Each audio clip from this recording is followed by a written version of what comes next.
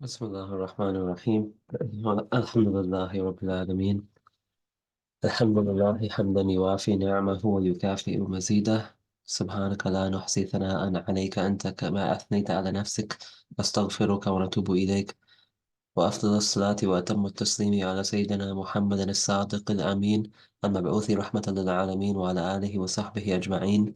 اللهم لا سهل إلا ما جعلته سهلا، فأنت تجعل الحزن إن شئت سهلا. اللهم انفعنا بما علمتنا، وعلمنا ما ينفعنا، وزدنا علما، وفكحنا إذا علمتنا. اللهم يسر ولا تعسر وتمم علينا بالخير. اللهم يسر ولا تعسر وتمم علينا بالخير. اللهم يسر ولا تعسر وتمم علينا بالخير. وبك نستعين يا فتاح يا فتاح يا فتاح. So I think we're on this فصل. لا يتعلم إلا من كملت أهليته. So قال الإمام بإسناد المتصل إلى الإمام النووي رحمه الله تعالى ونفعنا الله بعلومه وبركاته في الدارين آمين. قال ولا يتعلم إلا ممن كملت أهليته. كملت أو كملت كلاهما، وكملت أيضا ولكن بالكسرة، يعني أرضاؤها. الأفصح بفتح الميم كملت. هكذا قال أهل اللغة. لا يتعلم إلا ممن كملت أو كملت أهليته، وظهرت ديانته، وتحققت معرفته، واشتهرت صيانته. نعم، اشتهرت أو اشتهرت، ولكن اشتهرت أو لا. فقد قال محمد بن سيرين ومالك بن أنس وغيرهما من السلف: هذا العلم دين، فانظروا أمن تأخذون دينكم.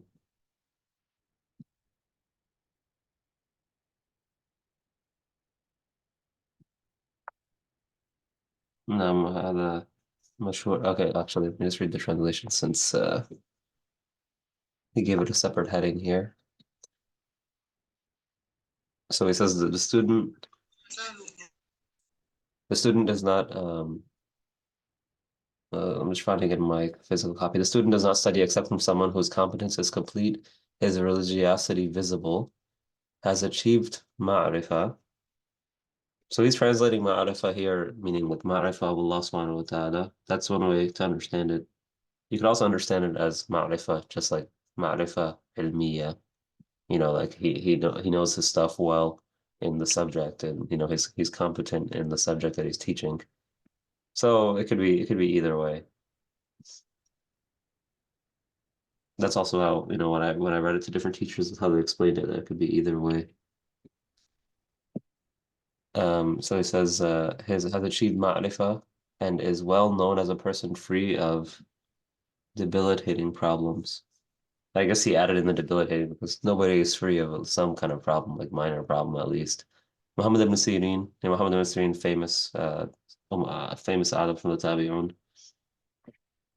and he was the Muhammad ibn Sirin was the freed slave of a famous Sahabi. Does anyone know who that is?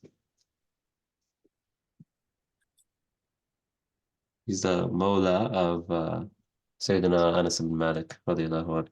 And he also learned from many of the Sahaba. This, I think, maybe 30 plus Sahaba.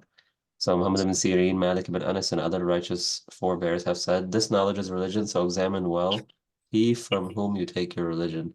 So this is a famous statement from many of the Salaf. And here they're attributing it to Muhammad ibn Sirin, Malik ibn Anas, and others. So remember the whole point of all the stuff that he's going to say now is to benefit more from the teacher. So you want to go from someone who, you know, you believe to be competent. If you don't believe the person to be competent, then you shouldn't be studying from them because you probably won't be able to benefit if you're always doubting what they're saying. And of course, وَظَهْرَتْ دِيَانَتُهُ, his religiosity should be visible. So, he should be considered a generally religious person, not someone who, barely practices themselves. نعم ثم قال وعليه أن ينظر, and this is all about the teacher of the Quran, but it applies to the teacher of any subject, really. وقال رحمه الله: وعليه أن ينظر معلمه بعين الاحترام ويعتقد كمال أهليته ورجحانه أو رجحان. You can say either way. رجحانه أو رجحانه على طبقته، فإنه أقرب إلى انتفاعه به. وكان بعض المتقدمين إذا ذهب إلى معلمه تصدق بشيء وقال: اللهم استر عيب معلمي عني ولا تذهب بركة علمه مني. قال الربيع صاحب الشافعي رحمهما الله: ما اجترأت أن أشرب الماء والشافعي ينظر إلي هيبة له. روينا كلاهما. وروينا عن أمير المؤمنين علي بن أبي طالب رضي الله عنه قال رضي الله أنه قال. You can add أنه قال. Like when the muhaddithun read like narrations, they sometimes add the أنه. When there's a عن فلان قال, you could add you can make it عن فلان أنه قال. Um, I mean, that's usually when reading hadith books. You don't really need to do when reading these kind of books. من حق العالم. Yes, this should be من حق العالم. Some copies have المعلم here, but it seems like it should be العالم. من حق العالم عليك أن تسلم على الناس عامة وتخصه، يعني وتخص العالم أو المعلم وما شابه ذلك، وتخصه دونهم بالتحية، وأن تجلس أمامه ولا تشيرن عنده بيدك ولا تغمزن بعينك. Oh, sorry, it's color copy. ولا تغمزن بعينك ولا تقولن فلان قال خلافا لقولي. Or in this copy, وقال فلان خلافا لقولي. Same thing. ولا تغتابن عنده أحدا ولا تسارر في مجلسه. So ولا تسارر, that's what I have. Other copies have ولا تسارر. It's the same meaning though. ولا تسارر في مجلسه ولا تأخذ بثوبه ولا تلح عليه إذا كسل ولا تعرض أي تشبع من طول صحبته. Or you could say ولا تعرض أي لا تشبع من طول صحبته, depending on the copy you have. وينبغي أن يتأدب بهذه الخصال التي أرشد إليه علي بن أبي طالب رضي الله عنه، وأن يرد غيبة شيخه إن قدر أو إن قدر كلاهما، فإن تأثر عليه ردها فارق ذلك المجلس. Okay, so now I guess some more etiquettes about respecting the teacher. So I'll just read the translation. The student must look to his teacher with the eye of respect, believe in his competence completely. So that's an important thing that they say that in a lot of different topics, like for someone's murshid, in tasawwuf, someone's murshid, they say that we should actually believe that they're the best and most qualified to undertake this task that they're trusting them with. Same thing for the teacher, that one should believe that he's the most qualified. It doesn't necessarily mean you have to believe like they're the best expert in the whole world in this topic, because they're probably not. But believe that like the best person available to you that can help you to grow in this particular subject you're studying with them. So here, the teacher of the Quran or anything else, because it's just human nature. If you believe that they're the best, then you're going to be able to benefit from them more. And if you don't believe that, you're always going to be looking for something better and maybe not benefiting as much as you could. So believe in his competence completely and his superiority over his contemporaries. And to say the same thing even for like madhahib, one should believe that one's madhab that one follows is the most correct, because then, you're more likely to act upon it properly. That's not the only reason to believe that. I'm just saying this is like the human nature aspect. Since this makes it more likely that one will benefit from him. One scholar from the earlier generations would give something in charity whenever he went to his teacher and say, "Oh God, cover my teacher's faults from me and do not take the spiritual blessing of his knowledge away from me." This is a nice dua that he said. What was it in Arabic? اللهم استر عيب معلمي عني ولا تذهب بركة علمه مني. So Rabi'a is the student of Imam Shafi, rahimahullah. Rabi'a ibn Sulaiman. He also Al-Muradi. He's also a transmitter of many Imam Shafi's books, etc. That's how a lot of them reached us. And there's other stories about him too, Al-Rabi'. Well, first, let's read what he said. Rabi', the companion of Shafi, rahimahullah ta'ala, said, I did not venture to drink water while Shafi was looking at me out of veneration for him. So he was so respectful of Shafi, rahimahullah, that he didn't even, he was in awe of him, right? He didn't even drink water while in his presence. And Sheikh Ali mentioned something nice here that Imam Shafi, rahimahullah, he said that he has a statement from here. كنت أتصفح الورقة بين يدي مالك تصفحا رقيقا هيبة له لئلا يسمع وقعها فالإمام نعم. So Imam Shafi, rahimahullah, he said that, when he used to go to Imam Malik and study with Imam Malik, he said, I used to turn the pages, meaning to the pages of the book, very like with a very subtle and gentle like turning, so there would be no noise out of awe for Imam Malik, such that Imam Malik wouldn't hear the turning of the page. Like that's Imam Shafi's ta'addub with Imam Malik. So we see that whoever shows, respect to his teachers, then later one day his students will show him respect. It's just like a chain, a circle.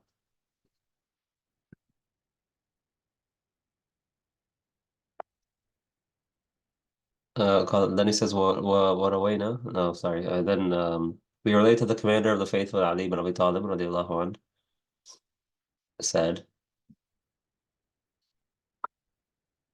the rights. Okay, so it's telling you, it's saying this whole quote is from Sayyidina Ali radiallahu anhu. Yeah, okay. Yeah, the whole quote is from him. Al-Khatib al-Baghdadi and others quoted it. So you can see here Al-Khatib al-Baghdadi quoted it, and then also Ibn Abdul Barr. So Al-Khatib al-Baghdadi is like Hafid al-Mashriq, and Ibn Abdul Barr is Hafid al-Maghrib. They're like exact contemporaries. They both passed away in the same year, 463 Hijri. So it's good to remember like that they're contemporaries. They never met, and as far as I know, they didn't know about each other. But Al-Khatib al-Baghdadi was, in Iraq, and Ibn Abdul Barr was in Andalus. But they're both like they both had a lot of similar works actually, like but with different chains and stuff since they had different teachers. But they both passed away at the same time. They were both like direct contemporaries. Anyway, so Sayyidina Ali radiallahu anhu said, the rights of the teacher has over you include that you give greetings to people in general, but single him out with greetings to the exclusion of the rest. So when you go to a gathering and your teacher is there and as well as other people, and many of the ulama have mentioned this other with parents also. So, you go to a gathering and your father or your mother is already there and there's other people there.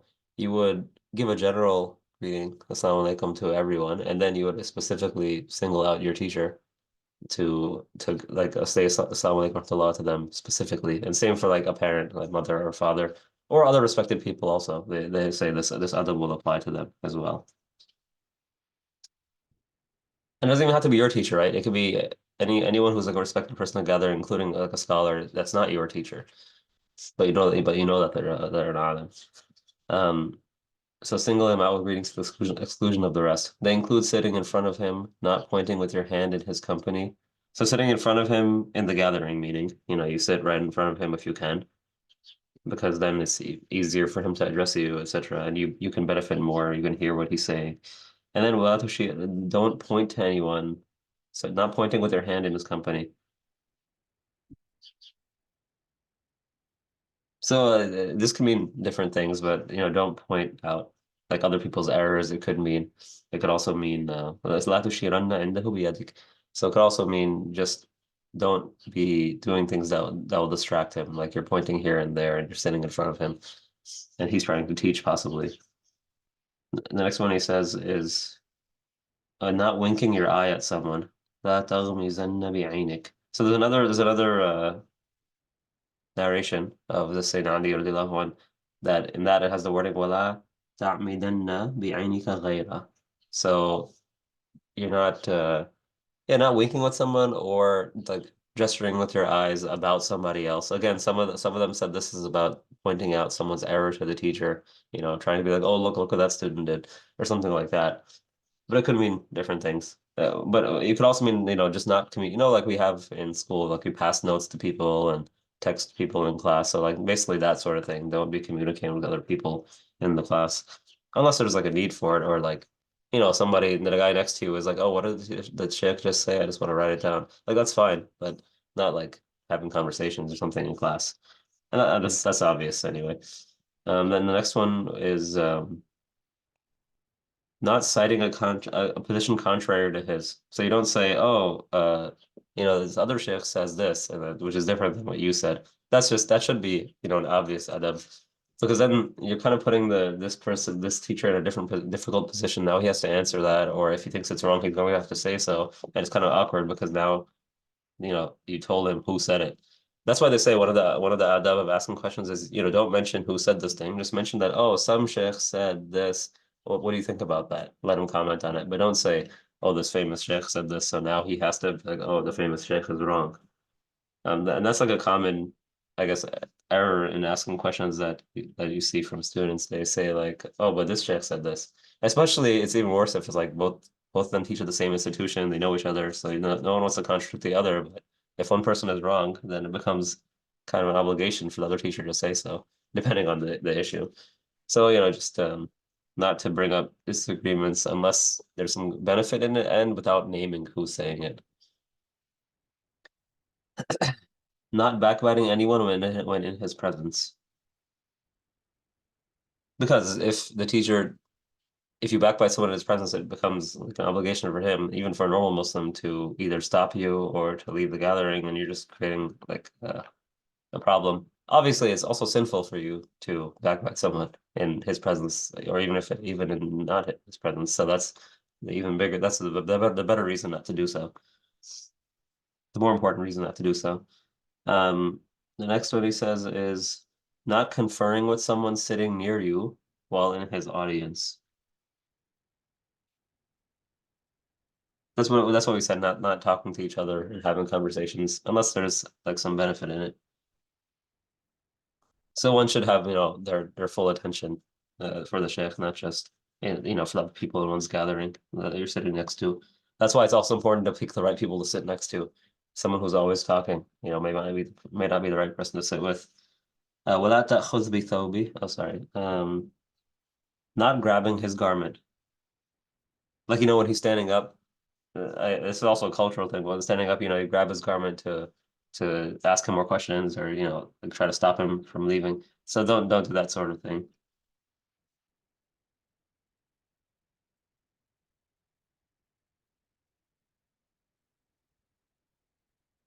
Which may not be something that we do anyway, but it's something that was part of the culture. Not being insistent when he has reservations about something.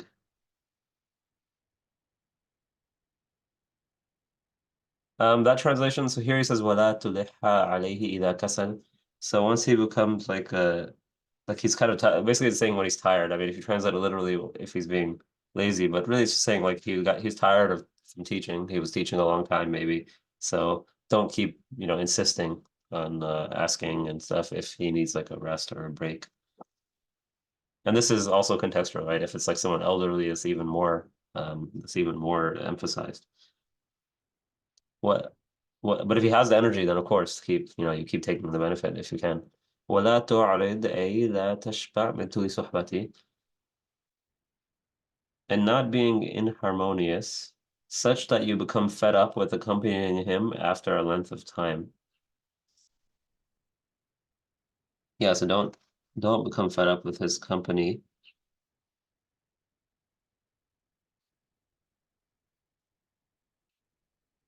And also here you can say don't leave like immediately after the lesson. If you're able to spend more time with him, then do so. So this Sayyidina Ali radiallahu anh, he cites it here from these different sources. There's also longer versions of it in the Jami' of Imam Al-Khatib al-Baghdadi. This book is important, a very important book, Jami' li Akhlaq al-Rawi wa Adab al-Sami'. It's like a book full of etiquettes of students and muhaddithun, etc. Al-Khatib al-Baghdadi. And this one's also very important, Ibn Abdul Bar, Jami' Bayan al-Ilm. And I said like a lot of them have Al-Khatib al-Baghdadi and Ibn Abdul Bar have a lot of books on similar topics, but with different narrations and things like that. So they're both very useful. And they're the two Huffaz of their time.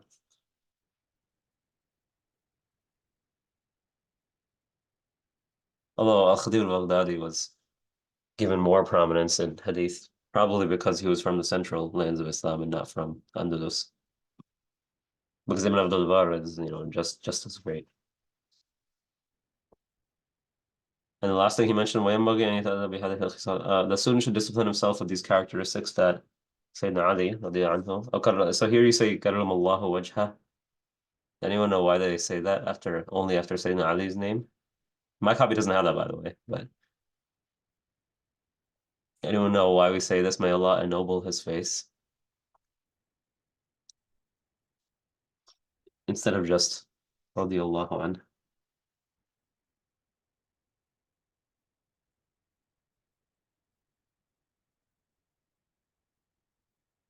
So basically they say it's because it's to counter those people who disliked and who hated Sayyidina Ali radiallahu anh for political reasons usually. Like a lot of the Syrians, they used to say Syrians because that's where the Umayyad the Umayyad power base was. They used to say well, yeah, some stuff like Sawwadallahu wajha and stuff like that, like du'as against him. So Karramallahu wajha is to kind of counter that and say, may Allah ennoble his face. Or they said like Ahanahullah and things like that. Billah. So they made du'a against him.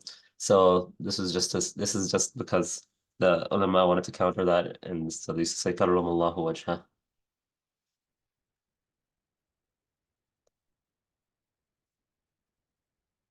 But yeah, so they do say that sometimes after they say Ali. But my copy, for example, has radiallahu anhu here, but this copy has Karramallahu wajha. So it's good to say stuff like that. Also, we have the issue of saying alayhi salam, right, after the names of Ahlul Bayt. That's also something established. And the Muhaddithun used to do so. Imam al-Bukhari in the Sahih does that several times, many times. So that's something established as well. The only thing they say is that if you're in some society in which that is a hallmark of Ahlul Bid'ah, like the Shia, etc., then what you shouldn't do it.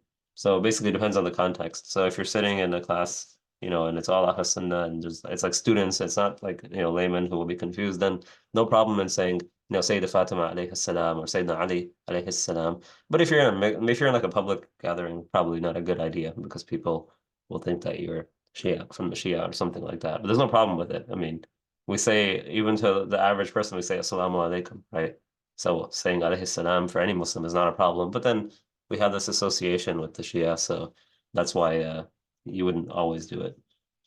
But it is established, like the Salaf used to do that. They used to say alayhi salam after the names of Ahlul Bayt.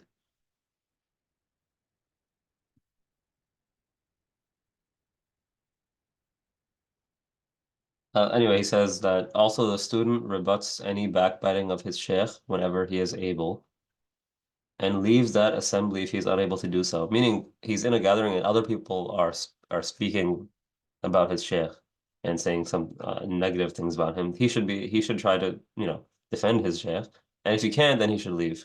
And of course, this is the adab even with a normal Muslim. If someone's backbiting a normal Muslim even, then he should try to stop it.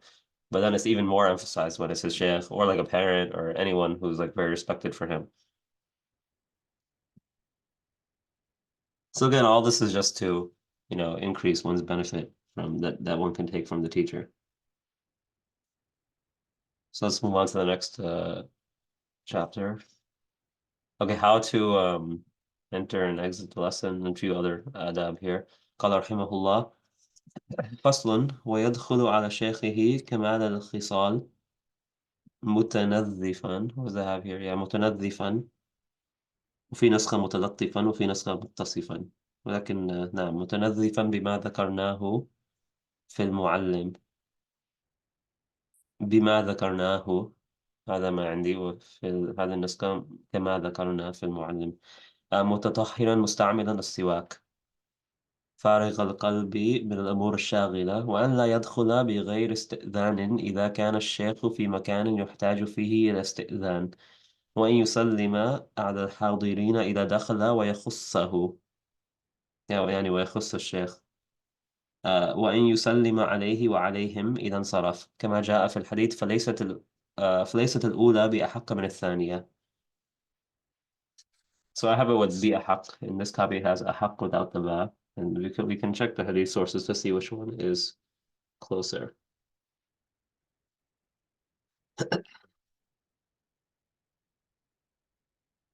Yeah, well, actually, yeah, I have it written here. Imam Ahmed in the Musnad has it with be ahaq, but there may be the other sites, the other sources it's citing may have it without the ba.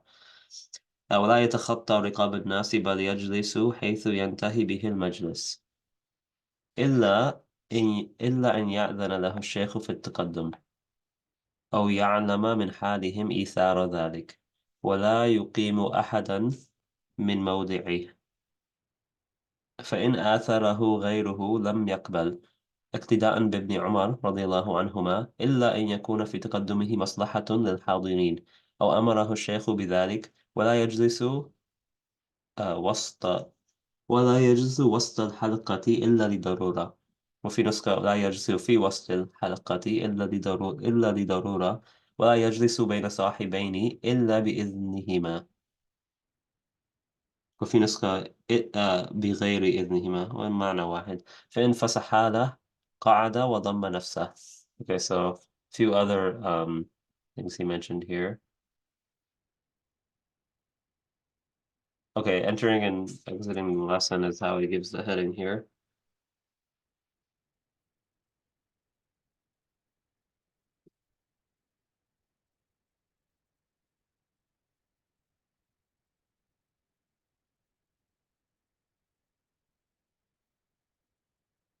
Sorry, so he says that the student visits the sheikh with most excellent traits, keeping himself tidy with everything we have just mentioned concerning the teacher. So mutanadhifan, yeah, keeping oneself clean. That's why the other copies, in a way, kind of makes sense because in the other copy it has muttasifan. You know, he should be described with all these different character traits we had mentioned.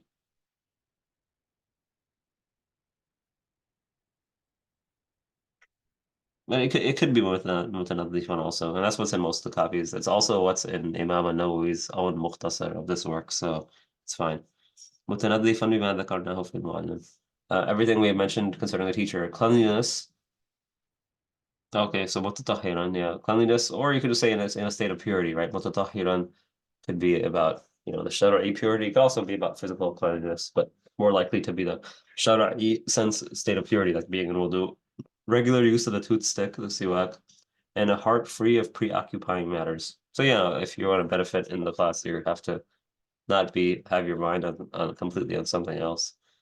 He does not enter without seeking permission when the sheikh is in a place that requires permission. So you're going to the sheikh's house or something, you don't just come in or go into whatever room you want, of course. But if it's a public gathering, then of course you don't need to seek permission.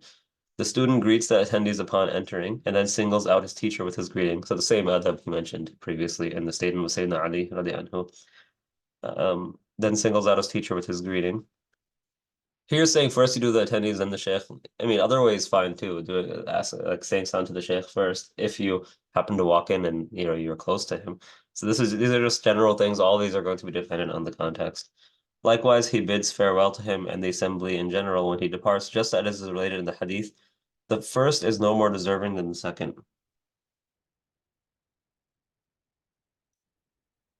فليست الأولى بأحق من الثانية. So this is a part of like a longer hadith. إذا انتهى أحدكم إلى المجلس فليسلم فإذا أراد أن يقوم فليسلم فليس الأولى بأحق من الآخرة.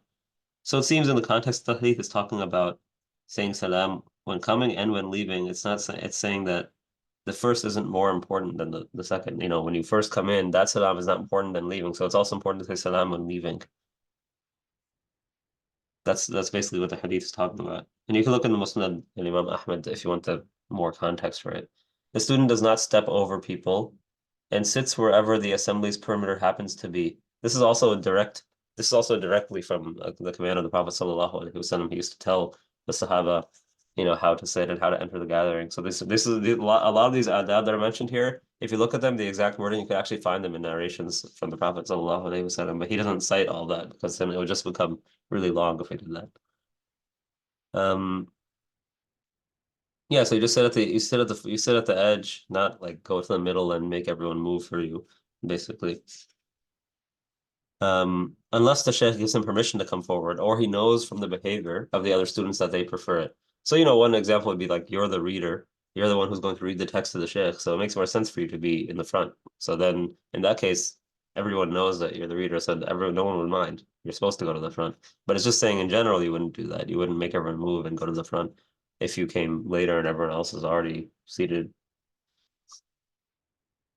He does not let someone rise from his place out of deference. So someone's going to move for you, better to not to let them do that. Unless there's a reason. And if someone does give him preference, he declines it still, following the example of Ibn Umar radiallahu anhuma, unless his coming forward is in the welfare of those present. I didn't, yeah, of those present, or if the sheikh requested him to do so. Of course, if the sheikh says to do so, then do it. He does not sit in the middle of the circle except out of necessity. He does not sit between two companions except with their permission. So two friends are there and they're, already sitting together. You don't just, this is also from the hadith, right? You don't just go and sit between them. You ask permission first. If they make room for him, he sits and squeezes himself in. And so a lot of these, as I said, are directly from the hadith of the Prophet sallallahu alaihi wasallam. It's just that he didn't cite it all because it would just be too long. By the way, here he says, فإن آثره غيره. So what was this part? فإن آثره غيره. If someone does get up for him and prefers himself over another, then he shouldn't accept that. So actually here we have this whole issue in fiqh, al-ithar bil-qurab, preferring somebody else for good deeds. So basically the example they usually use here is you're already standing in the saf for the prayer. And then someone else comes in, like maybe a scholar or someone elder, and you get out of your place in the first line and let him take it, and you go back to the second line. Should you do that or not? That's something there's some difference in the madhab. So in the Hanafi school, that's fine. In fact, we encourage it, like preferring others. And it seems like in the other schools, again, I'm just saying this from what the teacher mentioned. This kind of things should always be verified in other schools. It seems like in other schools, it's actually makruh to do that. If you already have your place in the front, you should keep it because it's more important for you to have this fadl than to give it to somebody else because you're primarily responsible for yourself. There's you can look up this issue al-itharu bil qurab. They talk about it a lot in the works of fiqh. Okay, there's also more adab to the adab of the majlis. Now, what time is it? Okay, yeah, so I guess we'll do one or two more sections.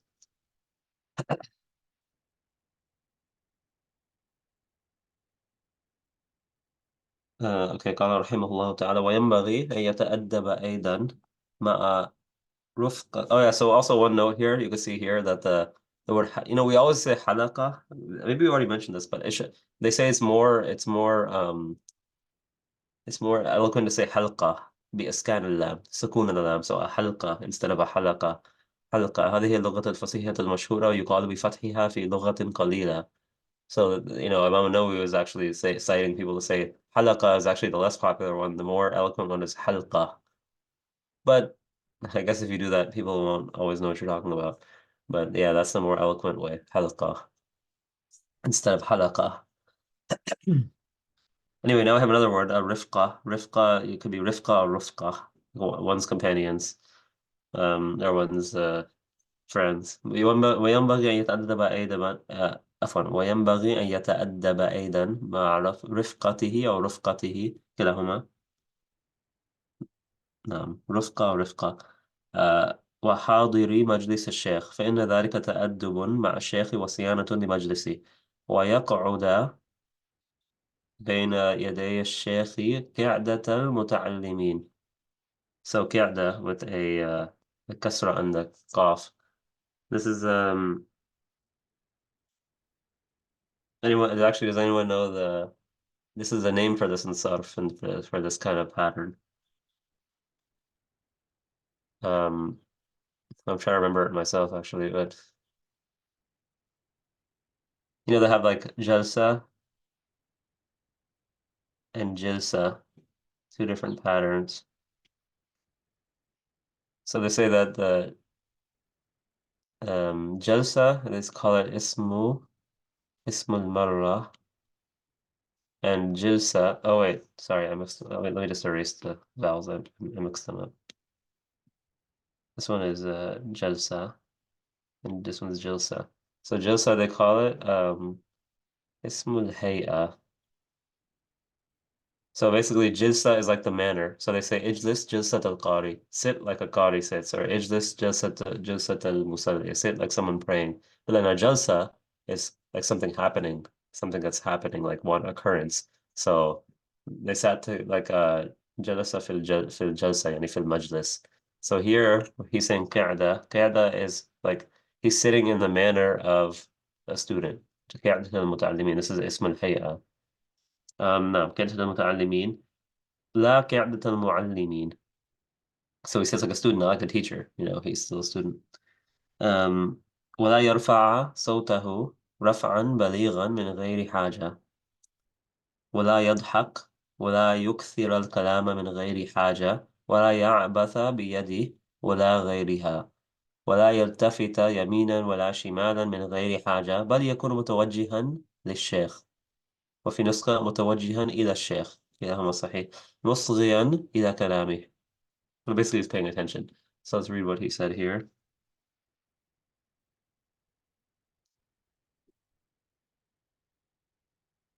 The student should also have good etiquette with his companions and those attending the assembly of the sheikh, since this is also having good etiquette with the sheikh and preserves the dignity of his assembly. So that's important also. It's not just good adab with one's sheikh, also good adab with one's classmates and people in the majlis. He sits in the presence of the sheikh in the manner of a student, not that of a teacher. So it might mean like the teacher is kind of relaxed and sitting back, but the student is kind of sitting with his back straight and in the maybe the tashahhud position. Of course, this is assumed that the student is able to sit like that. But generally the student's sitting should show that he's paying attention to the shaykh. He does not raise his voice exaggeratedly. And we have this from this adab of the Sahaba with the Prophet ﷺ, right? And of course, Allah subhanahu wa ta'ala, He ordered them not to raise their voice. لا ترفعوا أصواتكم فوق صوت النبي صلى الله عليه وسلم. And of course, there's more than one tafsir about what that means exactly, but in general, they shouldn't be raising their voices above the voice of the Prophet sallallahu alaihi wasallam. So, in the same way, we don't raise our voices in general in his majlis because it's not good adab, and we don't raise our voices certainly above his voice. That would be even worse. I mean, there are some exceptions to that, right? They say the majlis of Abu Hanifa rahimahullah was kind of like, when the muhaddithun would come or other people would come from different majalis, they would think it's like really wild and like what's going on because everyone is disagreeing with Imam Abu Hanifa because he himself encouraged that. It was the whole point of that majlis was to debate matters of fiqh. So sometimes people would raise their voice above him. Sometimes they would disagree, passionately. So there's a story of Abdullah ibn al-Mubarak when he first came to Majlis Abu Hanifa, he was kind of shocked and he even like told everyone off. He kind of said like, is this how you talk to your sheikh? You're like, oh, just disagreeing with him and keep everything he says, you're kind of contradicting him. But that's just how the fuqaha of Iraq, that's how they operated, specifically the Majlis of Abu Hanifa. And his teachers also operated that way, Ibrahim al-Nakhai and Muhammad ibn Abi Sulaiman, etc. Anyway, he says in the presence of Sheikh in the manner of a student, he does not raise his voice exaggeratedly. He doesn't laugh. Okay, so not laughing. This, of course, means this is again according to the majlis, right? Some shuyukh they joke around a lot. They want the majlis to have laughter and stuff. That's fine, but it shouldn't be. It should never be overdone or speak with much without need. And these are general etiquettes, right? Even outside of a majlis, one shouldn't be speaking without a need or not, for no reason at all. But it's more emphasized in a majlis of ilm, for example. He does not fidget with his hands or the like. He does not turn right and left without need. And fidgeting with the hands, I think we could include someone's using your phone in a majlis, right? I mean, it's hard not to sometimes, but we should avoid it as much as possible. He does not turn left, right, and left without need. Rather, he faces the sheikh attentive to his words. Let's just read one more section because it's repeating a lot of the similar things about how to act around the sheikh. And basically it all comes back to trying to benefit the most from the sheikh and showing respect. So again, remember it's talking about recitation, but you could apply a lot of this stuff otherwise, everything else. Also here, Sheikh Samir mentioned something that, a lot of people, they might feel that some of these things sound very exaggerated, like, we're not really used to these things in the culture we're raised in, respecting anything is like not, I mean, in this culture that we're in, respecting anything is not really something that we do. So he's saying someone might feel this is some mubalagha, some ghulu, some exaggerated nature in some of these adab. But he said that, like all these things, the point is to increase one's benefit from the sheikh. And they're also, Sheikh also mentioned that these are from Sheikh Samar also mentioned these are from part of at-tawadu, being humble with Allah subhanahu wa ta'ala. And we have the hadith an Nabi sallallahu alayhi wasallam, man tawada'a lillah rafa'ahu Allah. Whoever, humbles himself, lowers himself for the sake of Allah, Allah subhanahu wa ta'ala will raise him and raise his status. So that's why they say that, the student, the muta'allim, should lower himself for the mu'allim, the teacher, even if the student has a better lineage or a better status in society or anything like that, or he's older, he's older than the teacher. But that's not like these are not reasons that not to lower himself because that's how one benefits. And Sheikh mentioned that we're in a time where nobody really respects each other at all. So, we have to the students of knowledge have even more of this has to be more emphasized for them to respect their teacher, respect the Hafid of the Quran, etc.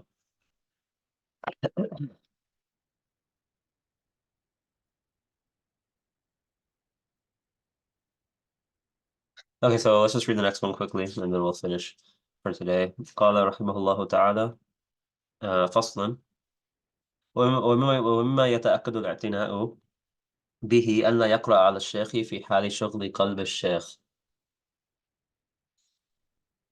وملله واستنفاره و Okay, so I have واستنفاره. Some copies have واستفازه.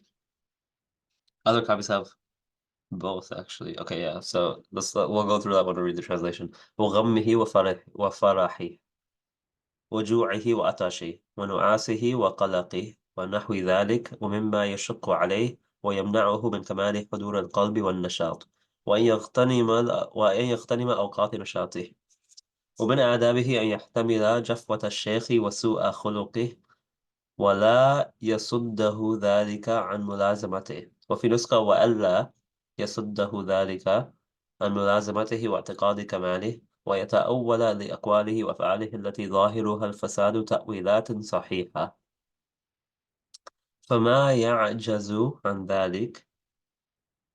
نعم، بفتح الجيم أولى هنا. But you can say فما يعجز أيضا, but the فتح is better. فما يعجز عن ذلك. Sorry, I just lost my place. فما يعجز عن ذلك إلا قليل التوفيق أو عديمه وإذا جفاه الشيخ ابتدأ هو بالاعتذار إلى الشيخ وأظهر أن الذنب له والعتب عليه. نعم، والعتب عليه. In my copy he put والعتب عليه. It seems like العتب عليه would be better in this copy also. We'll discuss it though. فذلك أنفع له في الدنيا والآخرة وإنقاء هكذا وإنقاء لقلب شيخي. وفي نسخة وأنقى لقلب شيخه له. أنقى may be better because أنفع له وأنقى لقلب شيخه له. But you can say إنقاء أيضا. This is fine too. وقد قالوا من لم يصبر على ذل التعلم بقي عمره في حماية الجهالة ومن صبر عليه آل أمره إلى عز الآخرة والدنيا. ومنه الأثر المشهور عن ابن عباس رضي الله عنهما ذللت طالبا فعززت مطلوبا.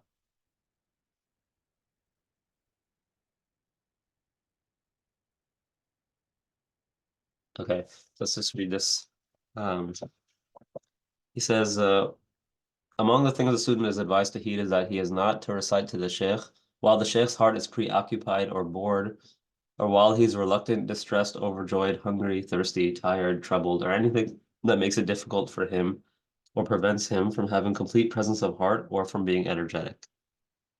So, the student has to use his judgment to see, is the sheikh having some issue right now, so he can't really teach at the moment. And they also mentioned this in the Adab al-Qadi for the judge. He shouldn't give a ruling when he's in these states because he can't, he might just do a quick but inaccurate or too harsh ruling or something because he was tired or sleepy or something like that. The student should take full advantage of the times in which the teacher is energetic. So on the other side of the teacher does have energy for teaching, the student shouldn't be, oh, I'm getting bored, I just want to stop now. He should take advantage of whatever time the sheikh is willing to give him, especially when he's energetic. The student's etiquette includes bearing with the sheikh's coarseness and bad aspects of his character and not being dissuaded from remaining with him and believing in his aptness. So yeah, I mean the sheikh is a human being, right? So he might sometimes show he might sometimes treat the student badly. The student should, I mean, up to us, up to a certain point, the student should bear with that. Obviously, if he does like, completely ridiculous things, then maybe we wouldn't accept that from them. But this is just saying, general, that sometimes he yells at him or gets annoyed or something like that. The student proffers valid excuses for his sheikh's actions and utterances that outwardly seem flawed. Again, this is without the takalluf, right? Without you give excuses that are reasonable, not if he does something that's completely against the Sharia and say, oh, maybe this or maybe that. Like there's sometimes you can't excuse the sheikh. It's not always, not for every time. This is just, if something that is excusable.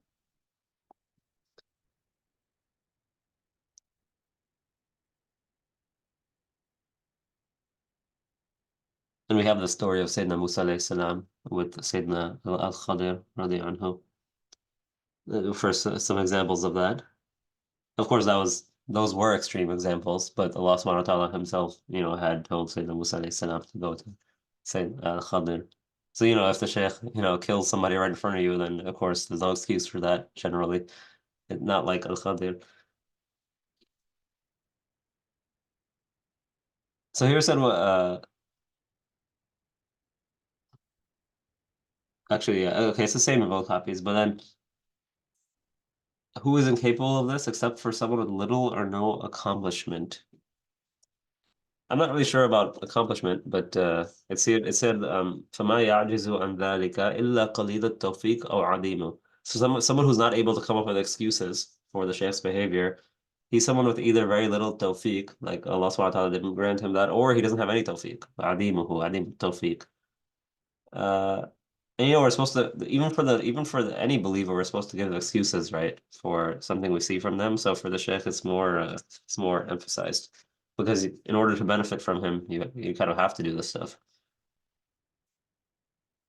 If the sheikh is coarse with him, he takes the initiative to apologize to the sheikh. So even though, this is all his marriage advice too, right? Even if you're right, you still apologize. So same thing with the sheikh. Like it seems like you're right. He's the one who did something wrong. You still apologize just to make the whole thing easier and more smoother. Um, he takes the initiative to apologize to the sheikh and outwardly shows that the offense is his and he deserves the reprimand. This is more beneficial for him in this world and the next and purer for the heart of the sheikh. So he said purer, right? So he's translating anqa. وَأَنْقَى لِقَلْبِ شَيْخِهِ. I have وَإِنْقَاءٌ لِقَلْبِ شَيْخِهِ لَهُ. So it's like a purification for the heart of the sheikh or something like that. But there's different copies here. Actually, some copies have أبقى. I don't even know what that would mean exactly, but أبقى لقلب شيخه له. Like it keeps the sheikh, satisfied with him, I guess. So there's a few different copies here. A few different nusakh for this. And the last thing he says, it has been said, whoever is impatient, this is an important statement. Whoever is impatient with the humiliation of learning will spend his life in the blindness of ignorance. So, one has to put himself in a position that's somewhat humiliating. Humiliating meaning you're admitting your ignorance and that you need this knowledge of the Shaykh. They have to put that yourself in that position, otherwise you'll never accomplish anything. Will spend his life in the blindness of ignorance, and whoever is patient with it, it will eventually lead to the glory of this life and the next. The student's etiquette encompasses the famous statement of Ibn Abbas radiallahu anhuma, I was humble when I studied. So he says the student's etiquette encompasses the famous statement. He's just saying minhu. He said, ومنه ومنه الأثر المشهور. So from in the same meaning is the famous statement of Ibn Abbas radiallahu anhuma, I was humble when I studied, so I was respected when I was sought. Or you can translate it like, yeah, like I humbled myself while I was a student, and therefore I was sought out. I became respected and sought out, or something like that. You could translate it as. We also have Sayyidina Abdullah ibn Abbas radiallahu anhu also said another famous one, right? That there's a famous like Sayyidina Abdullah ibn Abbas radiallahu anhu, there's a famous story. He used to go to the Ansar. Let me just read. I have this written down. وجدت عامة علم رسول الله صلى الله عليه وسلم عند هذا الحي من الأنصار. هذا الحي, like this neighborhood. إن كنت لأقيل يعني أجلس وقت القيلولة عند باب أحدهم لو شئت أن يؤذن لي عليه لأذن ولكن أبتغي بذلك طيب نفسي. انتهى. So Ibn Abbas radiallahu anhu said, I used to find that most of the knowledge of Rasulullah sallallahu alaihi wasallam was contained in this neighborhood from the Ansar, this neighborhood of Ansar, meaning a specific area from the different areas from the Ansar, because these, must have been a lot of the ulama from the Sahaba in that neighborhood. So he said that if I wanted, he said I used to actually sleep, like take a nap in Al-Qaylula outside the door of one of these Ansar, like waiting for them to come out so I could take some hadith from them. And he said, if I wanted, if I wanted to get permission to enter their house, then I would have been granted permission because this is the nephew of the Prophet sallallahu alaihi wasallam, right? Anyone would have let him in.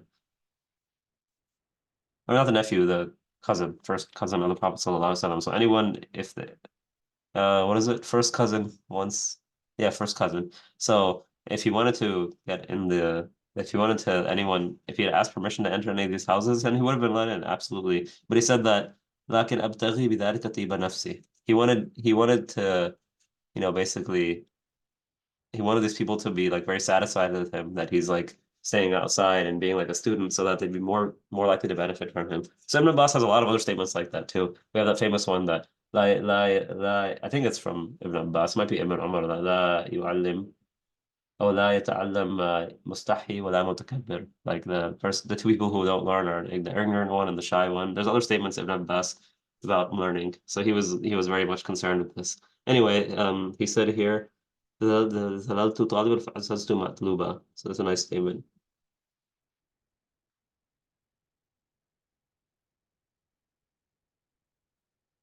And of course, here, when we're, all these adab, it doesn't mean you can never ever contradict the Sheikh, right? If you want to bring up an ilmi point, an ilmi point with evidence that actually contradicts what he's saying, and you do so in a way of good adab, then there's no problem with that.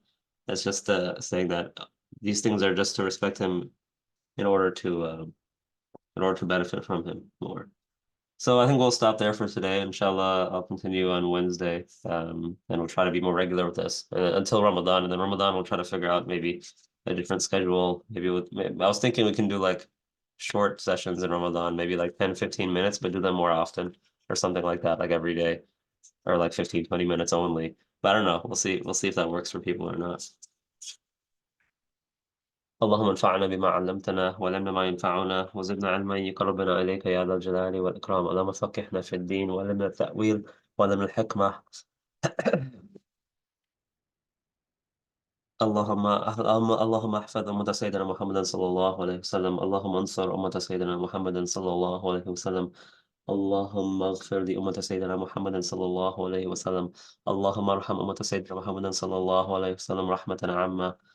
اللهم أعز أمة سيدنا محمد صلى الله عليه وسلم. اللهم أيد أمة سيدنا محمد صلى الله عليه وسلم.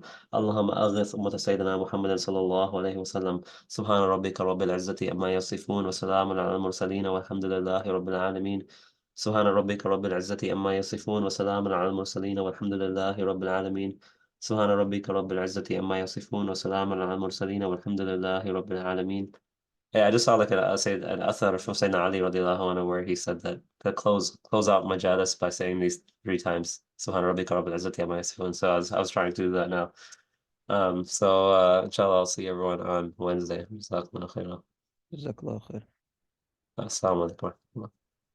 وعليكم السلام.